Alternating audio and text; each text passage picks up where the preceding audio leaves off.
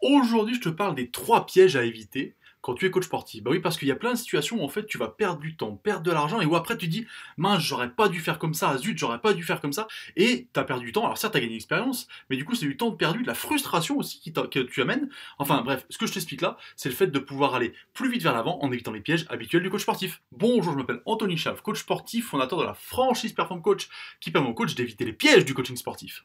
Alors aujourd'hui, je te donne 3 pièges à éviter. Le premier est très simple, c'est en fait d'être tenté, il faut éviter, de faire une réduction pour conclure une vente.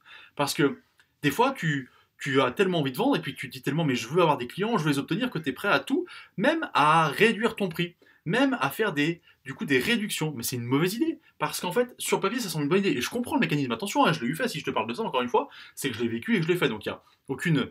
Voilà, je dis ça pas de manière hautaine, mais je dis ça avec plein de compréhension justement. Parce qu'en fait, la problématique, c'est que dans ta tête, tu veux absolument le client. Tu te dis, lui, tiens, il est pas loin, si je fais une réduction, peut-être qu'il va basculer, ou même le client t'a demandé, dit, bon, d'accord, mais là, c'est un peu cher, etc. Tu vois. Et du coup, tu vas faire une réduction. Sauf que du coup, bah, toi, ce que tu vas faire sur le terrain, la préparation de ta séance, la voiture avec ton temps de déplacement, ton matériel, etc., ça va coûter le même prix.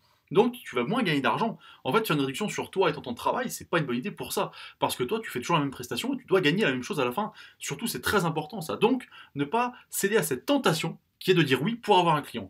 Mon prix, c'est comme ça. Et tu verras que déjà, en face, avec cette posture-là, les gens vont tout de suite le percevoir et vont se dire, il n'y a pas moyen de négocier. Voilà, déjà. Et puis, le mec qui pose la question, tu lui dis non, tu verras qu'il dit quand même, bon, allez, je fais l'effort, je signe, c'est pas grave, tu vois. Donc, surtout, c'est pas à toi de céder, c'est au client. Voilà. Bon, bref, premier point et premier piège à éviter. Le deuxième, c'est qu'en fait, tu ne veux pas te spécialiser et tu ne veux pas avoir quelque chose de spécifique. Je m'explique. Quand généralement, on est coach sportif, on se dit je veux avoir le maximum de clients, c'est normal. Et pour ça, tu dis si je traite toutes les problématiques, bah, j'aurai plus de clients, forcément. Si je m'adresse à tout le monde, les pertes de poids, les mal de dos, le sport santé, la préparation physique, bah, je vais avoir plus de potentiel, donc plus de clients potentiels, donc plus de clients.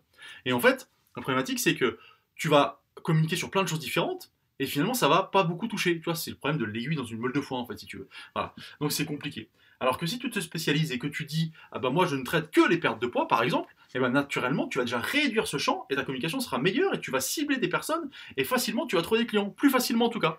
Donc finalement, tu auras une niche plus petite mais beaucoup plus sûre et tu pourras parler qu'à cette niche-là. Donc, ne cède pas à la tentation de te dire, allez, je vais faire tout ce qui est possible, comme ça j'aurai plus de clients. C'est l'inverse qui va se passer parce que tu vas devoir pagayer à contre-courant pour trouver des clients dans ce cas-là.